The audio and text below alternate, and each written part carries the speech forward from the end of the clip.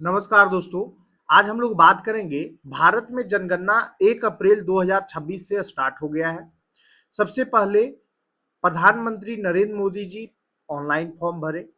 इस बार का जनगणना का जो मेन फीचर्स है वो ये है कि आप ऑनलाइन भी फॉर्म भर सकते हैं। ऑनलाइन ऑफलाइन दोनों सुविधा उपलब्ध है।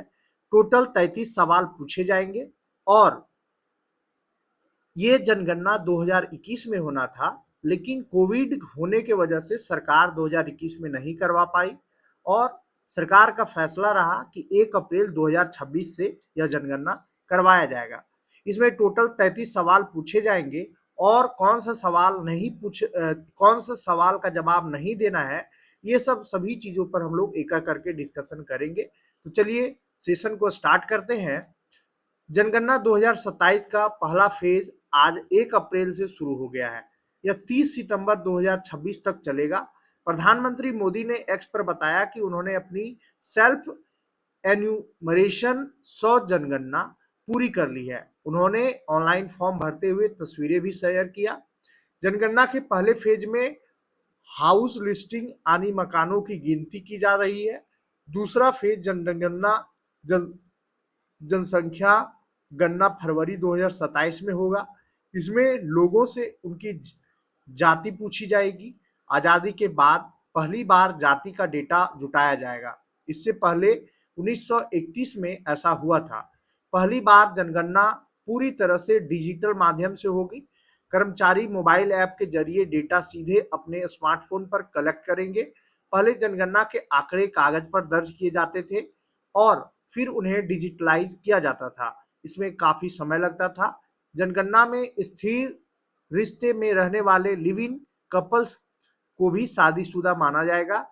ऐसा तब ही होगा जब कपल्स मानेगा कि उनका रिश्ता लंबा चलने वाला है। मोबाइल फोन में एफएम और यूट्यूब देखने को भी अकाउंट किया जाएगा। जनगणना करने वाले आपसे कुल 33 सवाल पूछेंगे और ये प्रधानमंत्री का पिक है जो ऑनलाइन फॉर्म भरते हुए इन्होंने शेयर किया है एक्स पे। टोटल 33 सवाल में पहला सवाल होगा भवन नंबर यानी नगर या स्थानीय प्राधिकारी अथवा जनगणना नंबर रहेगा। दूसरा मकान नंबर। तीसरा मकान के फर्श में प्रमुख सामग्री। चौथा मकान के दीवार में प्रयुक्त प्रमुख सामग्री। पांचवा मकान के छत में प्रयुक्त प्रमुख सामग्री।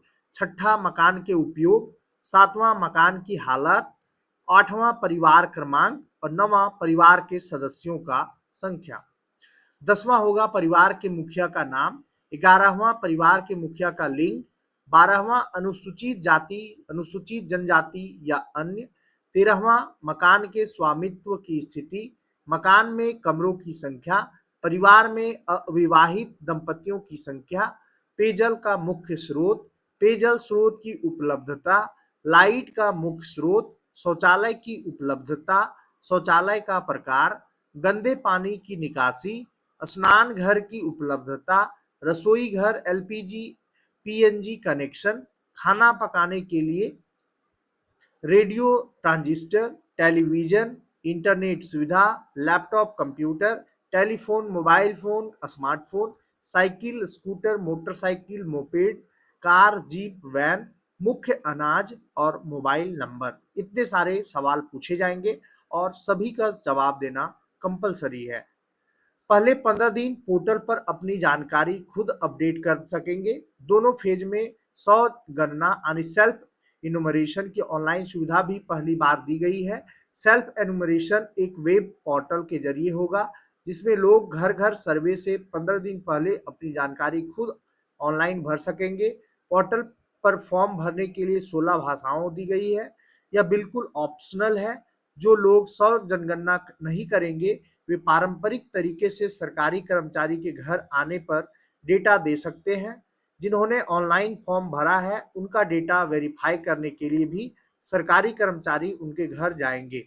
जैसे मध्य प्रदेश में 16 अप्रैल को ये वेबसाइट है www.se.census.government.in पर विंडो खुलेगी। लोग 16 से 30 अप्रैल तक सेल्फ एमुनरेशन की अपनी जानकारी ऑनलाइन दर्ज कर सकेंगे।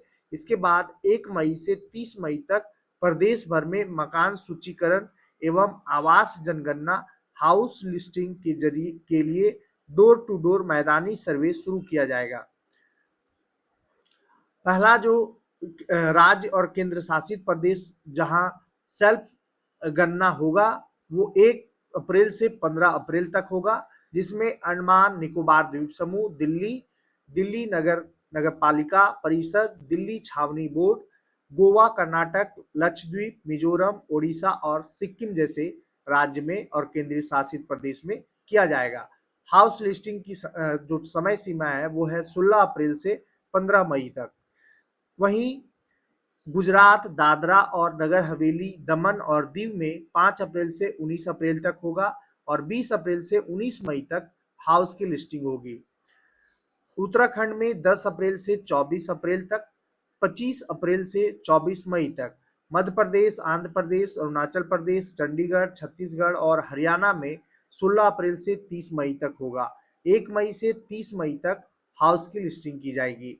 बिहार में 17 अप्रैल से 1 मई तक जनगणना होगा, वहीं 2 मई से 31 मई तक हाउस की जनगणना होगी।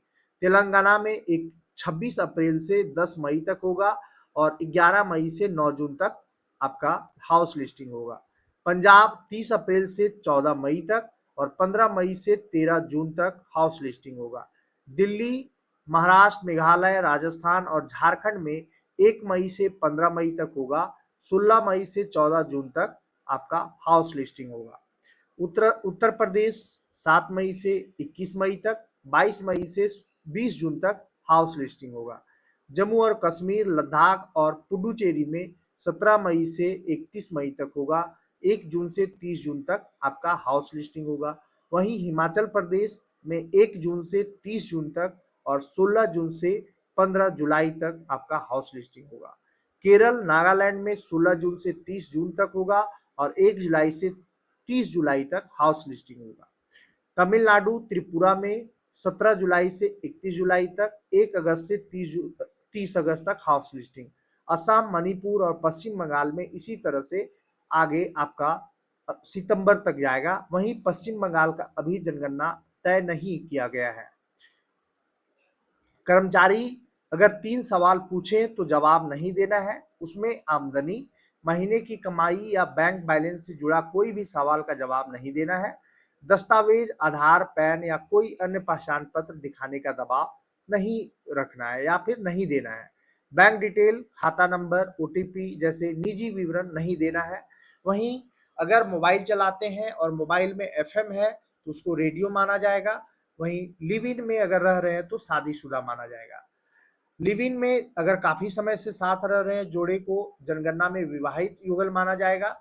रेडियो टीवी के लिए मोबाइल में एफएम है तो रेडियो गिना जाएगा। मोबाइल पर यूट्यूब देखते हैं तो टीवी नहीं माना जाएगा, इसके लिए टीवी होना जरूरी है।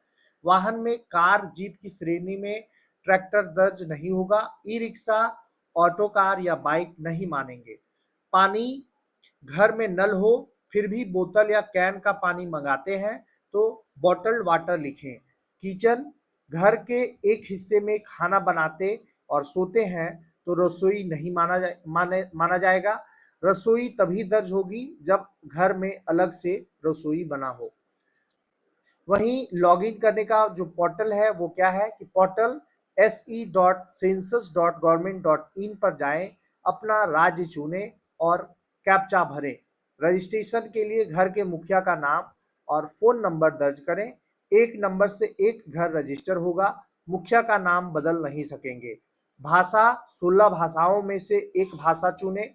ओटीपी वेरिफिकेशन करें, भाषा बदली नहीं जा सकती है। पता, जिला, शहर भरें। मैप पर दिख रहे लाल मार्कर को घर की सटीक लोकेशन पर करें। सवाल जवाब में हाउस लिस्टिंग से जुड़े सभी 33 सवालों के जवाब दें। उलझन होने पर नोट या टूल टिप्स की मदद लें। सबमिट, पूरा डेटा चेक प्रीव्यू करने के बाद फाइनल सबमिट करें। इसके बाद आप खुद कोई बदलाव नहीं कर पाएंगे।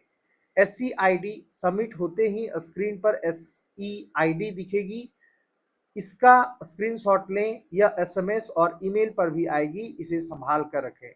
सत्यापन, जनगणना कर्मी घर आए तो उन्हें SCID दें, मैच होते ही डेटा वेरीफाई और स्वीकार होगा। सरकार ने जनगणना के आंकड़ों को अति संवेदनशील सूचना बुनियादी ढांचा श्रेणी में शामिल किया है। जनगणना का डेटा पूरी तरह गोपनीय और RTI के दायरे से बाहर होगा। किसी सरकारी योजना या कोर्ट में सबूत के तौर पर इसका उपयोग नहीं किया जाएगा।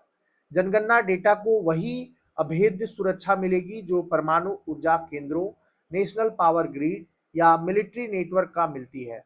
इसका data national critical information infrastructure protection centre की निगरानी में रहेगा। इस घेरेबंदी का मकसद उन चिंताओं को खत्म करना है जिनमें डेटा लीक से समुदायों को टारगेट करने या विदेशी ताकतों द्वारा आंतरिक नीतियों को प्रभावित करने की आशंका थी। केवल अधिकृत अधिकारी ही बायोमेट्रिक व डिजिटल सिग्नेचर से डेटा देख सकेंगे। डिजास्टर रिकवरी सेंटर होगा।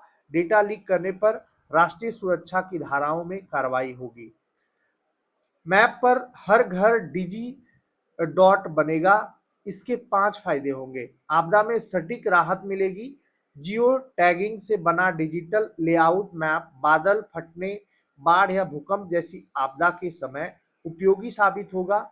सुंदर हिमालयी क्षेत्र में बसे किसी गांव में बादल फटने जैसी घटना के समय इस मैप से तुरंत पता चल जाएगा कि किस घर में कितने लोग रहते हैं, होटलों में क्षमता के हिसाब से कितने लोग रहे होंगे। इस ब्यौरे से बचाव के लिए जरूरी तमाम नौका, हेलीकॉप्टर, फूड पैकेट आदि की व्यवस्था करने की मदद मिलेगी। पहला। दूसरा है परिसीमन में मदद मिलेगा। राजनीतिक सीमाएं जैसे संसदीय या विधानसभा क्षेत्रों का युक्ति संगत तरीके से निर्धारण करने में भी इससे मदद मिलेगी।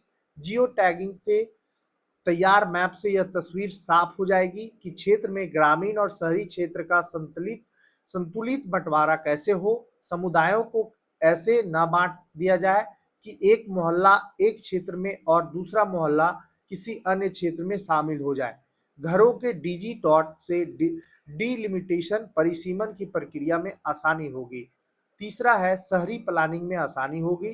शहरों में सड़कों, स्कूलों, अस्पतालों या पार्कों की प्लानिंग करने में भी यह मैप उपयोगी साबित होगी।